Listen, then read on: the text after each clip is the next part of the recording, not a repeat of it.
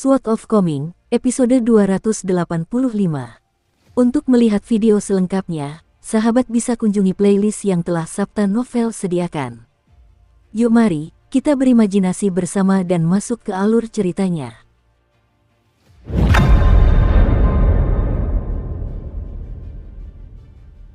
Chen Pingan tiba di sebuah platform di tengah danau. Ia memandang sekeliling ke permukaan danau Zamrud yang luas dan bergelombang, di mana gumpalan kabut naik. Ada sekitar 100 pagoda yang mengapung di atas danau, masing-masing terhubung satu sama lain melalui serangkaian jalan kecil. Setiap pagoda juga dilengkapi dengan 2 atau 3 perahu kecil, memungkinkan penumpang untuk menjelajahi danau dan menikmati pemandangan. Ada banyak gadis muda yang tinggi dan anggun mengenakan gaun hijau, kebanyakan berusia sekitar 13 atau 14 tahun. Mereka semua sangat cantik, dan saat ini mereka sedang memandu penumpang ke arah yang benar. Pagoda tempat Chen Pingan menginap bernama Pagoda Gunung Nongan Abadi. Saat membeli liontin giok penginapan, penjual menyarankan agar Chen Pingan mempertimbangkan untuk mengizinkan orang lain menginap di pagoda ini juga, terutama karena pagoda ini bertingkat 3. Dengan begitu, liontin giok penginapannya juga akan menjadi lebih murah. Namun, setelah mempertimbangkan hal ini, Chen Pingan akhirnya menolak tawaran tersebut. Pekerja yang menjual liontin giok untuk paus penelan harta karun tidak menganggap ini aneh. Lagi pula, memang wajar bagi kultivator untuk lebih suka hidup sendiri. Namun, jika itu adalah kultivator pengembara, kemungkinan besar mereka akan bersedia berbagi pagoda dengan orang lain. Ini karena sangat sulit bagi mereka untuk mendapatkan uang, dan mereka harus mengatur anggaran dengan cermat. Selain itu, tinggal bersama orang lain mungkin memberi mereka kesempatan untuk membangun hubungan dan memperluas jaringan mereka. Dalam hal pengembangan diri, menjalin pertemanan baru bukanlah hal yang buruk, meskipun pertemanan itu hanya dangkal. Lagi pula, mungkin akan tiba saatnya keberuntungan berubah dan hubungan-hubungan ini berubah menjadi peluang penting yang telah ditakdirkan. Setelah seorang pelayan wanita berbaju hijau menunjukkan arah yang benar kepada Chen Pingan, ia meninggalkan panggung tinggi di tengah danau Zamrud dan perlahan berjalan di sepanjang jalan kecil. Dari waktu ke waktu, para immortal terbang melewatinya di atas atau di sampingnya, beberapa terbang dengan pedang dan beberapa terbang dengan angin. Setelah berjalan sebentar, seorang wanita muda, cantik memegang ujung gaunnya dan berlari mendekat dengan langkah-langkah kecil, tampak sangat ceria dan polos. Chen Pingan bukanlah tipe orang yang takut akan masalah. Sejak masa magangnya di Tungku Naga tempat ia diberi tugas-tugas yang sangat sulit dan dimarahi, hingga saat ia menemani Li Baoping, Li Huai, dan yang lainnya ke Akademi Tebing Gunung di ibu kota negara Sui Raya, ia selalu mengurus semua hal, sebesar atau sekecil apapun itu. Namun, meskipun Chen Pingan tidak takut dengan masalah semacam ini, dia memang sangat takut dengan jenis masalah lain, jenis masalah yang tidak berwujud dan tidak dapat diprediksi. Misalnya, naturalis bernama Lu Tai ini. Meskipun Chen Pingan tidak merasakan kekhawatiran naluriah terhadapnya, dan tidak merasakan tekanan dan kegelapan yang terpancar dari Fu Nanhua dan Cui Chan, Chen Pingan tetap terbiasa menjamin keamanan suatu masalah sebelum menentukan apakah itu baik atau buruk. Di Gunung Stalaktit, berapa banyak orang yang bermimpi untuk memasuki kediaman Ape Hafok milik klan Liu. Namun, setelah Chen Pingan mendengar orang yang lewat menggambarkan pagoda penghormatan pedang terletak dekat perkebunan kekacauan kera, ia secara kasar memahami kekuatan dan pengaruh klan Liu dari benua putih murni.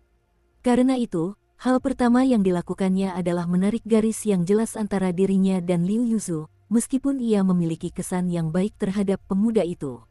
Jauh di lubuk hatinya, Chen Pingan lebih nyaman hidup sendiri seperti yang telah dilakukannya di dunia kecil permata. Ia sudah terbiasa hidup sendiri. Pemuda yang memperkenalkan dirinya sebagai Lu Tai, keturunan klan Lu di benua ilahi bumi tengah, berjalan di samping Chen Pingan.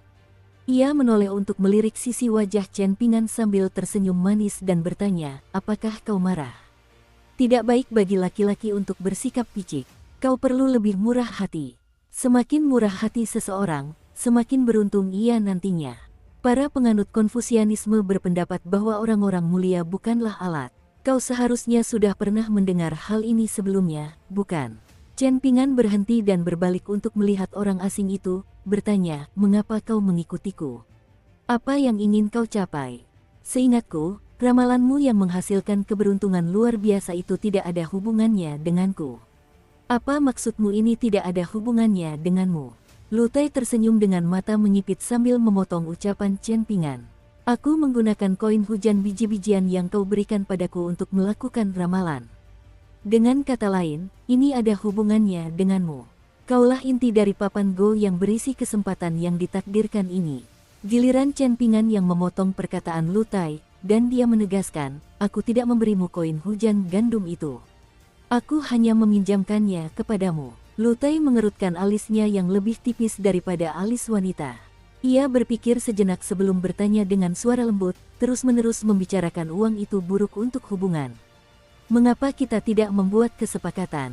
Aku akan memberimu harta abadi yang kusukai sebagai imbalan untuk beberapa koin hujan gandum lagi. Chen Ping'an menggelengkan kepalanya dan menjawab, tidak, terima kasih. Anda bisa menyimpan hutang Anda. Mengapa kau begitu takut padaku? Mengapa kau memperlakukanku seperti binatang buas yang menakutkan? Tanya Lu Tai dengan suara kesal. Coba pikirkan, betapa indahnya bertemu dengan sahabat yang ditakdirkan di jalan kultivasi dan berkeliling dunia bersama, menikmati semua gunung dan sungai bersama. Chen Ping'an merasakan sakit kepala mulai menyerang. Ternyata, memang ada hal-hal di dunia ini yang bahkan akal sehat pun tidak bisa selesaikan. Chen Ping'an tidak tahu harus berkata apa. Mereka berdua terus maju dalam diam. Chen Ping'an kehilangan kata-kata. Lu Tai melihat sekeliling sebelum berkata pada dirinya sendiri, alam mistis ini dulunya merupakan bagian dari tanah suci bunga gantung, tanah suci milik seorang wanita abadi yang gemar mengumpulkan air mata air dari seluruh dunia. Namun, sayang sekali dia akhirnya gagal ketika mencoba untuk maju ke tingkat kenaikan. Dia tidak hanya terbunuh, tetapi dampak buruk dari dao surgawi juga menghancurkan tanah suci bunga gantung, menyebabkan sebagian besar wilayahnya tersebar di seluruh dunia. Danau Zamrud ini adalah salah satu alam mistis paling terkenal yang tersisa dari tanah suci tersebut. Danau ini memiliki lebar 300 km dan berisi mata air terkenal yang dikumpulkan oleh wanita abadi itu ketika dia masih hidup. Jika seseorang dapat mengidentifikasi dan mengambil air dari urat air halus yang mengandung saripati mata air tersebut, maka akan ditemukan bahwa air ini paling baik untuk menyeduh teh. Chen Ping'an tidak memberikan jawaban apapun saat ia terus berjalan maju. Setelah berjalan 2 atau 3 kilometer, ia melihat pagoda Gunung Nongan Abadi.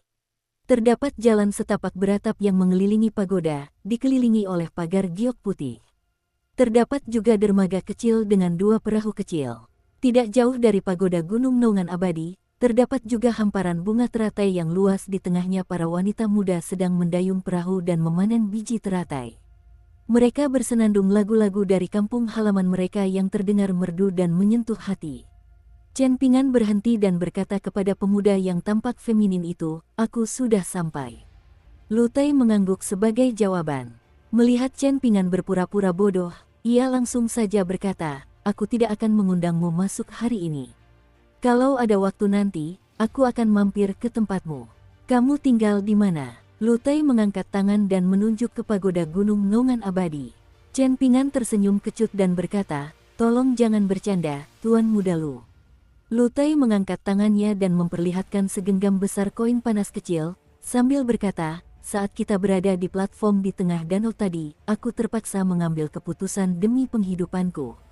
Melihat hubungan kita begitu baik, aku menduga kau akan memberiku tempat tinggal apapun yang terjadi. Karena itu, aku menjual tempatku kepada seorang immortal yang sangat kaya. Ekspresi Chen Ping'an tampak cukup muram. Tenang saja, aku pasti tidak akan mengganggu kultivasimu, tambah Lu Tai buru-buru. Aku akan baik-baik saja jika kau meminjamkanku perahu kecil. Aku bisa tidur di sana pada malam hari. Jika tidak ada masalah mendesak, aku berjanji pasti tidak akan memasuki pagoda Gunung Nongan Abadi. Aku juga membawa beberapa makanan, jadi kau tidak perlu khawatir sama sekali. Hidup di dunia ini sebagai seorang kultivator, tempat mana yang bukan tempat tinggal sementara. Kau tentu tidak perlu merasa bersalah.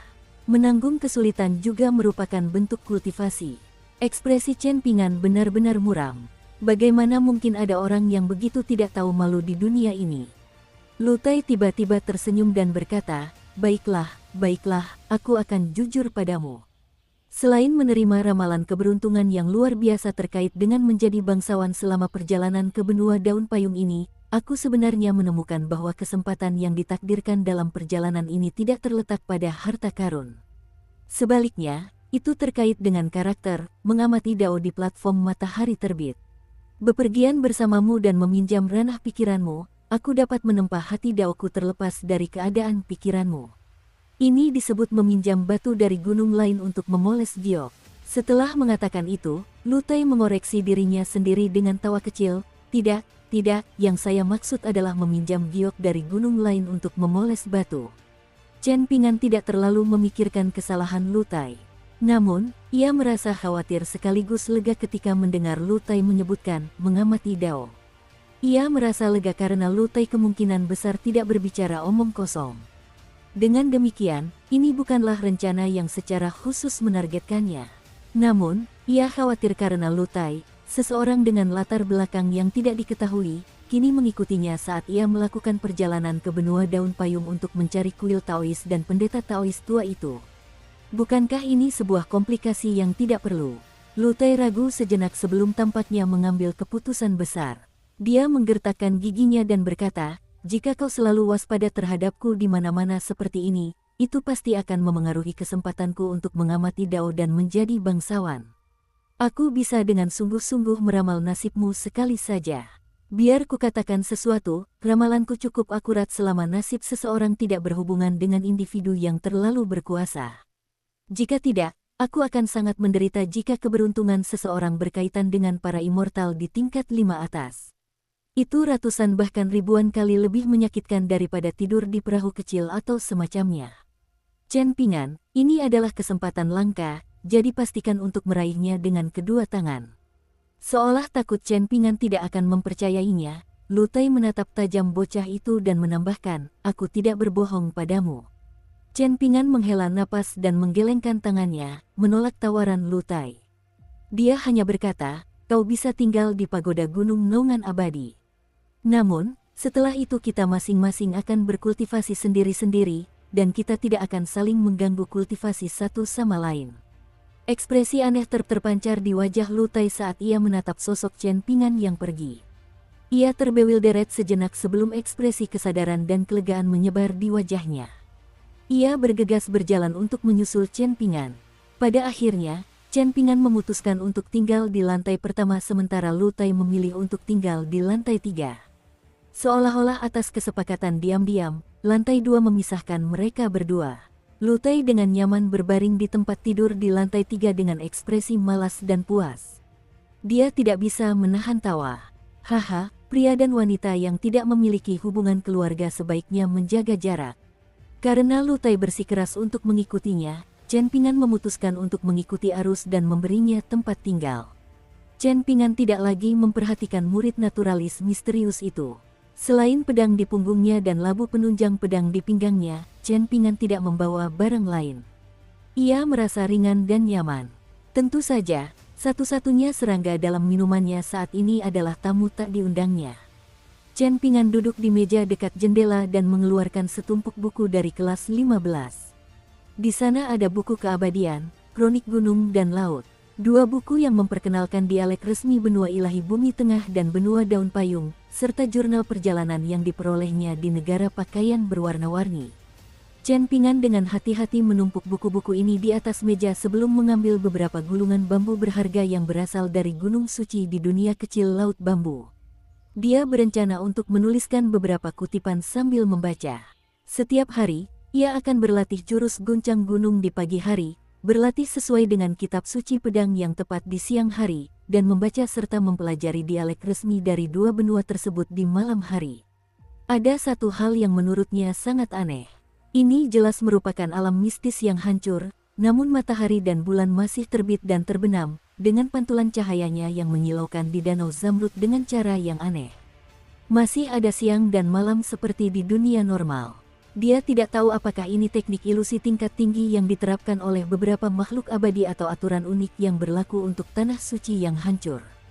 Chen Pingan berjalan santai di sepanjang jalan setapak yang mengelilingi pagoda Gunung Nongan Abadi sambil berlatih meditasi berjalan. Angin sepoi-sepoi bertiup membawa aroma menyegarkan bunga teratai di dekatnya. Terdengar juga suara samar gadis-gadis muda bernyanyi sambil memanen biji teratai.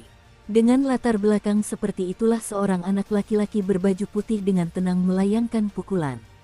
Pada sore hari, Chen Ping'an akan tetap berada di lantai pertama pagoda sambil berlatih teknik pedang. Dia tidak akan pergi ke jalan setapak di luar gedung. Seperti biasa, dia masih menggunakan pedang imajiner, meskipun dia memiliki pedang asli yang bisa dia gunakan untuk berlatih.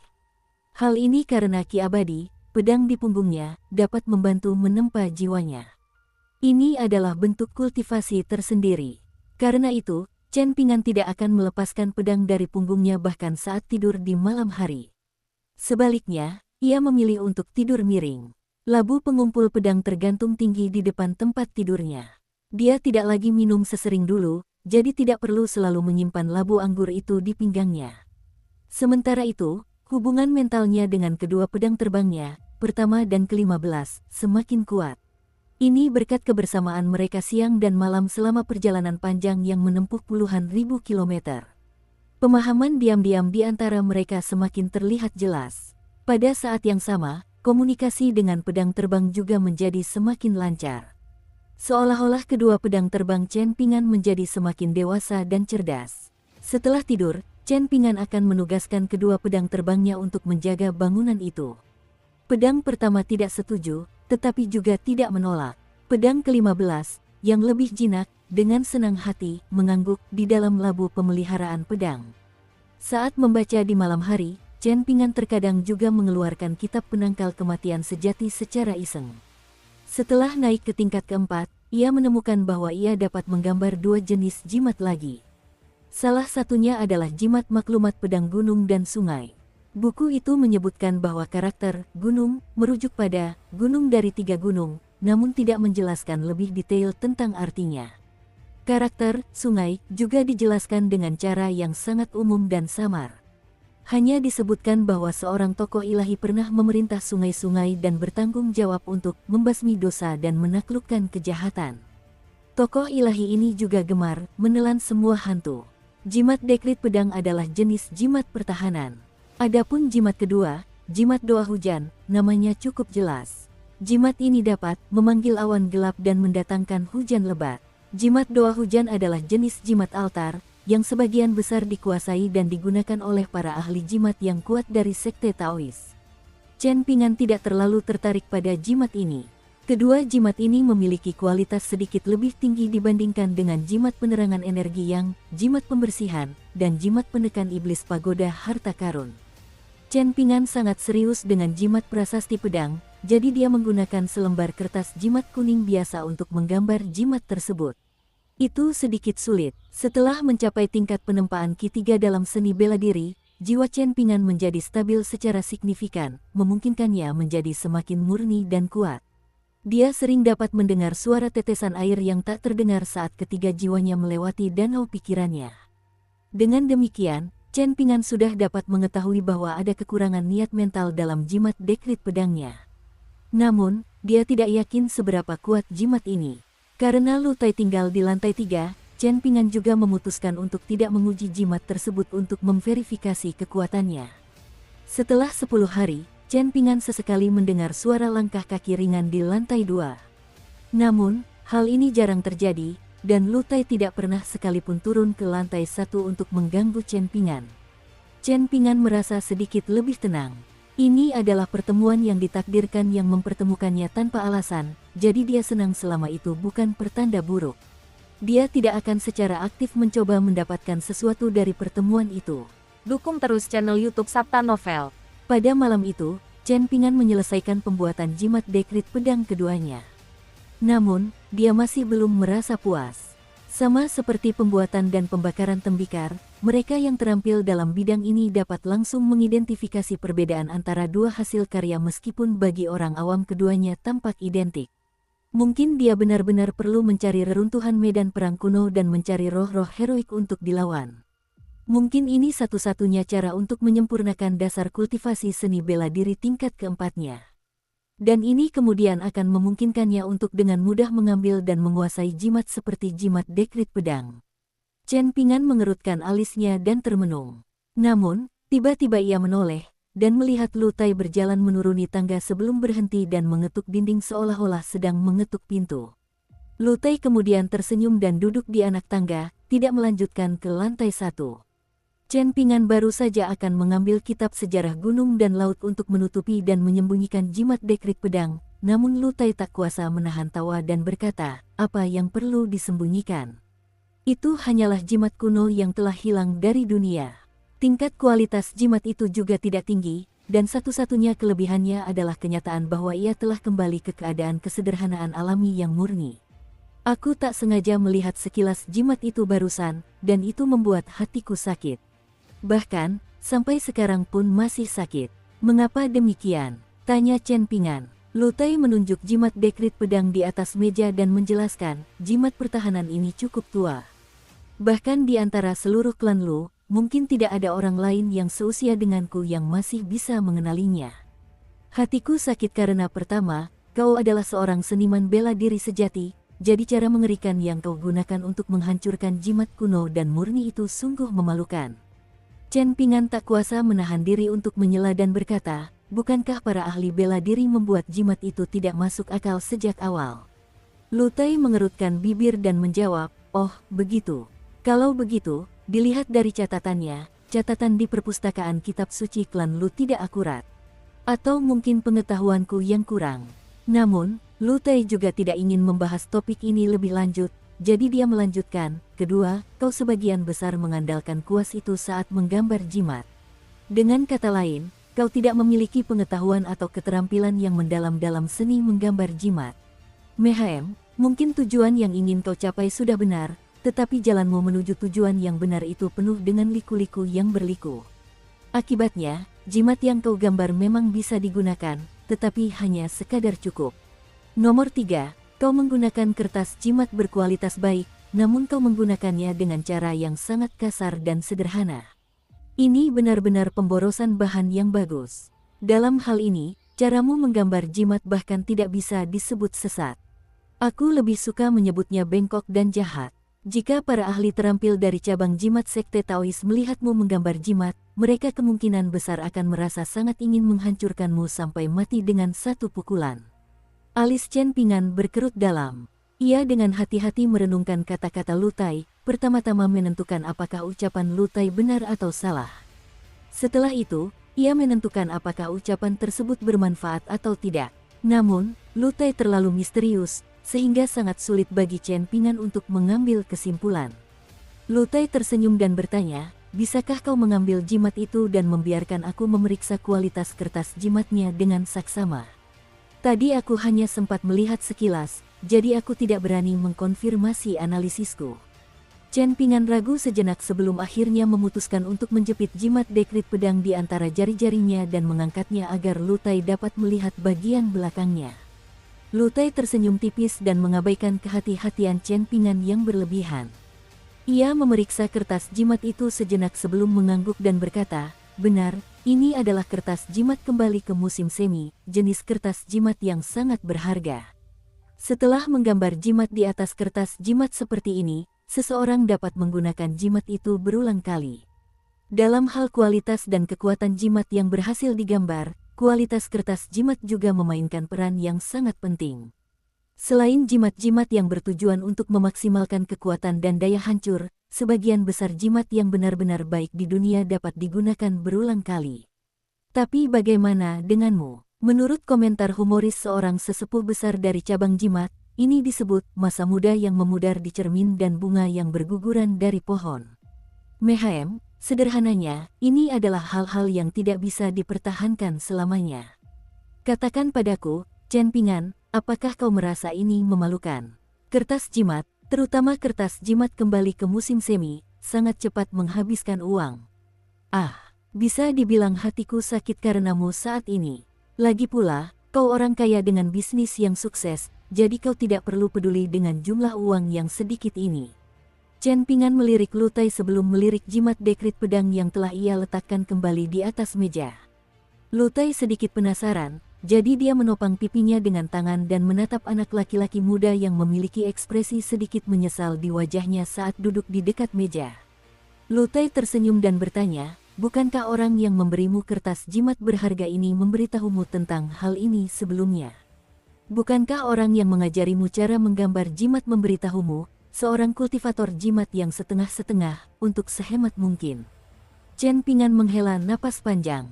Lu Tai sedikit geli dengan kemalangan Chen Pingan, dan dia menyombongkan diri. Para praktisi bela diri murni tingkat 7, 8, dan 9 kemungkinan besar dapat menciptakan jimat yang sangat bagus. Mereka dapat mengandalkan satu tarikan ki sejati dan menggambar jimat dalam sekali jalan. Namun, sayang sekali para praktisi bela diri yang telah mendaki satu langkah demi satu langkah dan mencapai puncak gunung sudah memiliki kemauan sekuat besi. Jika demikian, siapa yang akan lari untuk menggambar jimat? Itu karena kamu cukup beruntung memiliki kertas jimat yang berharga dan kuas kaligrafi yang bagus sehingga kamu bisa menggambar jimat yang layak. Jika tidak, setiap jimat yang kamu gambar akan sama dengan membakar setumpuk uang yang sangat banyak. Situasimu sedikit lebih baik, dan kamu hanya membakar setengah tumpukan uang. Chen Pingan menatap tajam pemuda tampan yang semakin memperparah luka hatinya. Lu Tai terkekeh dan melanjutkan, Chen Pingan, kau benar-benar orang yang sangat menarik. Kau seorang seniman bela diri yang menggambar jimat, dan kau bahkan memiliki labu penumbuh pedang dan pedang terbang. Yang paling gila adalah kau bahkan belajar dengan tekun setiap malam. Apakah kau tidak takut lalai dalam menjalankan tugasmu dan berdampak buruk pada kultivasi seni bela dirimu? Apakah kau tidak takut kehilangan identitas yang jelas dan kehilangan kemampuan untuk mencapai apapun? Chen Pingan tidak memperhatikan hinaan terselubung Lu Tai. Dia menyimpan jimat dekrit pedang dan mulai membolak-balik kronik gunung dan laut. Lu Tai diam-diam berdiri dan kembali ke lantai 3. Setelah itu, Lu Tai mulai meninggalkan pagoda Gunung Noungan abadi dari waktu ke waktu, baik dengan mendayung perahu kecil untuk menikmati pemandangan di sekitar Danau Zamrud atau mengunjungi ruang harta karun yang tampaknya dimiliki oleh setiap paus penelan harta karun. Sebenarnya, paus penelan harta karun dinamakan demikian karena selama hidupnya yang panjang, mereka akan menelan kapal-kapal besar yang mengalami kecelakaan dan tenggelam ke dasar laut. Selain itu, kapal-kapal besar yang mampu melintasi antar benua seringkali layak disebut kapal harta karun. Oleh karena itu, paus penelan harta karun yang dewasa pasti akan memiliki berbagai macam barang aneh dan unik di dalam perutnya. Pasti akan ada banyak sekali harta karun langka dan unik. Bahkan, mungkin saja ada jasad emas para makhluk abadi yang tertinggal setelah mereka meninggal dunia. Suatu sore, Lu Tai mulai mengambil seperangkat peralatan teh dari harta karun sakunya. Ada begitu banyak barang sehingga hampir terasa merepotkan. Setelah itu, ia menggunakan teknik rahasia untuk mengekstrak sari air dari Danau Zamrud, menggunakan sari tersebut untuk menyeduh teh dengan santai di koridor di luar lantai pertama. Aroma teh ini sangat menyenangkan. Chen Pingan tidak menghampiri untuk meminta secangkir teh. Sebaliknya, dia hanya berlatih teknik pedang di dalam pagoda. Setelah itu, Lu Tai mulai menyeduh teh setiap hari, menikmati pemandangan sambil menyeruput teh sendirian. Ia sering duduk di sana sepanjang sore. Suatu hari, tepat sebelum tengah hari, Chen Pingan hampir selesai berlatih meditasi berjalan. Pada saat itu, ia melihat Lu Tai mendayung perahu kecil dan kembali dari kejauhan. Setelah menambatkan perahu kecil, Lu Tai melompat ke koridor dan berdiri diam. Saat Chen Pingan berjalan melewatinya sambil melakukan meditasi berjalan, Lu Tai mengangkat kedua tangannya tinggi-tinggi dan memperlihatkan kotak-kotak kosmetik yang tertumpuk di tangannya. Ia kemungkinan besar sedang memamerkan hasil panennya yang melimpah hari ini. Tidak jauh dari platform di tengah Danau Zamrud, terdapat beberapa pagoda yang merupakan toko-toko yang dikelola oleh kapal antar benua. Tempat-tempat ini dapat dengan cepat menguras kekayaan seseorang. Chen Pingan hanya mengunjungi tempat itu sekali, dan ia menyimpulkan bahwa barang-barang di sana terlalu mahal. Setelah memilih beberapa barang yang sebanding untuk dibandingkan, ia menemukan bahwa barang-barang di sana bahkan lebih mahal daripada toko-toko di Gunung Stalaktit. Menyadari hal ini, Chen Pingan kehilangan minat untuk membeli barang dari toko-toko tersebut. Dengan ketukan kakinya, Lu Tai dengan ringan melompat mundur dan duduk di pagar giok putih koridor. Kemudian dia membuka kotak rias dan mengeluarkan cermin tembaga kecil. Dia mulai mengerucutkan bibirnya, bahkan mengulurkan jari yang ditekuk dan mengusap ujungnya ke alisnya yang panjang. Gerakannya halus dan anggun.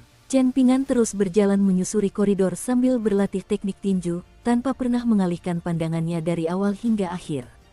Ketika Chen Ping'an berjalan melewati Lu Tai untuk kedua kalinya, pemuda tampan yang dengan hati-hati merapikan alisnya itu dengan halus menggeser cermin tembaga kecilnya ke samping dan bertanya sambil tersenyum, apakah terlihat bagus? Chen Ping'an tidak melihat Lu Tai yang sedang merias wajahnya atau memberikan tanggapan. Setelah itu, Lu Tai mengajukan pertanyaan yang berbeda setiap kali Chen Ping'an berjalan melewatinya.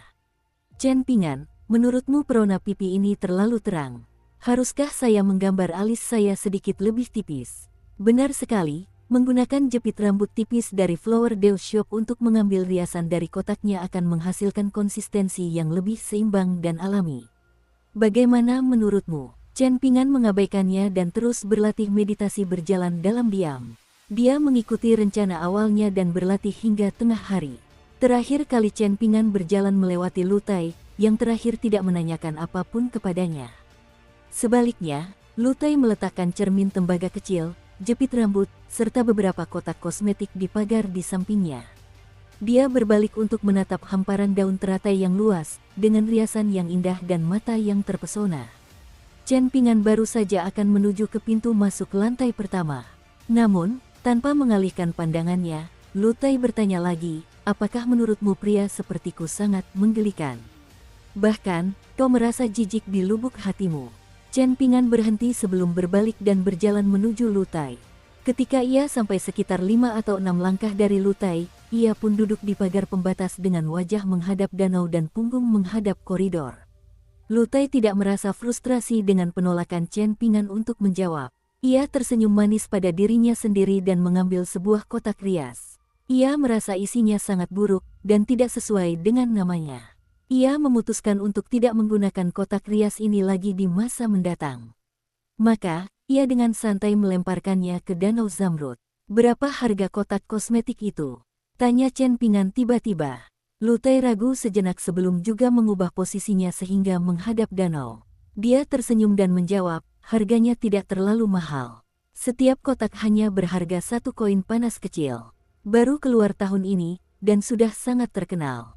Cukup banyak gadis surgawi terkenal dari benua ilahi bumi tengah yang suka menggunakannya. Ah, kemungkinan besar itu adalah tipuan yang dimainkan oleh para pedagang licik itu. Aku tertipu oleh kelompok mereka. Chen Ping'an menghela napas penuh emosi dan berkata, 1 koin panas kecil setara dengan 100 koin kepingan salju, yang setara dengan 100.000 tael perak. Rasanya, ia berhenti sejenak, dan angin sepoi-sepoi menerpa wajahnya saat ia melanjutkan, bahkan 1000 tael emas mungkin tidak cukup untuk membeli kebahagiaan. Mungkin kotak rias itu tidak mahal bagimu. Namun, beberapa orang pasti akan tercengang ketika mendengar harganya. Terlebih lagi, mereka akan menolak untuk percaya bahwa rias wajah semewah itu benar-benar ada di dunia. Lu Tai sedikit bingung. Setelah terdiam sejenak, bocah laki-laki yang mengenakan jubah putih salju itu meletakkan tangannya di lutut dan menceritakan kepada Lu Tai kisah tentang pria yang berperilaku seperti perempuan dari kampung halamannya. Chen Ping'an tidak menceritakan kisah itu dengan nada serius, dan nada serta ekspresinya pun tidak serius. Ia dengan tenang menggambarkan kehidupan tragis almarhum kepada pemuda di sampingnya. Ini adalah seorang pemuda yang mengenakan pita warna-warni di pinggangnya. Ini adalah seorang pemuda dengan ekspresi riang. Dia adalah seorang abadi yang terhormat, dan dia jauh lebih cantik daripada wanita sungguhan. Sementara itu, pria dari kampung halamannya itu hanya sedikit lebih kurus. Bahkan, ia memiliki janggut tipis. Ia tidak lebih cantik dari wanita di pasar. Meskipun ia merapikan penampilannya setiap pagi, kuku jarinya tetap akan dipenuhi tanah liat ketika tiba waktunya untuk selesai bekerja dan pulang. Karena itu, ia tidak akan terlihat menarik sama sekali ketika membuat jari-jari berbentuk anggrek.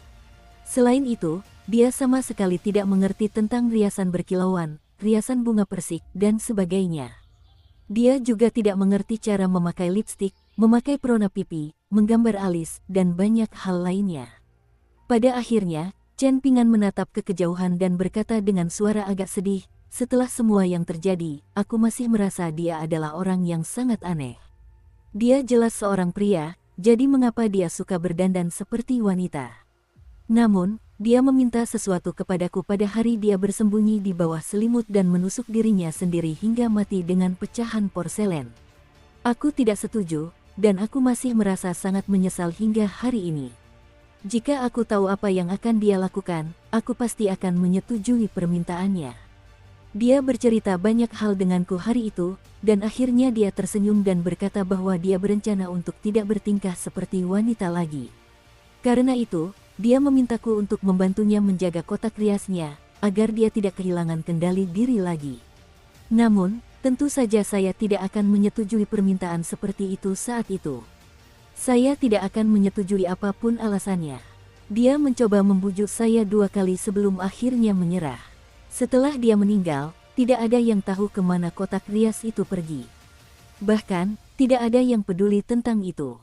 Chen Pingan berbalik dan tersenyum sambil menatap Lu Tai yang sangat cantik, lalu bertanya, "Mengapa kau membuang kotak rias semahal itu?" Lu Tai memiringkan kepalanya, menyebabkan jepit rambut mutiara indahnya ikut berputar. Dia tersenyum tipis dan menjawab, "Mungkin seharusnya aku memberikannya padamu saat itu. Saat kau pulang nanti, kau bisa membawa kotak rias ini ke makam orang itu dan memberitahunya bahwa rias seindah ini memang benar-benar ada di dunia. Kau bisa menyuruhnya bereinkarnasi ke tubuh yang lebih baik di kehidupan selanjutnya dan menjadi seorang gadis yang bisa memakai rias sebanyak yang dia mau. Dia bisa memakai rias seberat berkilogram-kilogram sekaligus jika dia mau, dan dia juga tidak perlu khawatir soal uang." Chen Pingan berbalik dan menatap ke kejauhan. Ia menggelengkan kepalanya perlahan dan menjawab, "Aku bahkan tidak bisa menemukan makamnya, jadi bagaimana aku bisa menunjukkan ini padanya? Bagaimana aku bisa menceritakan hal-hal ini padanya?" Bocah laki-laki berpakaian rapi berwarna putih itu menyilangkan tangannya di belakang kepala, tanpa mengucapkan sepatah kata pun.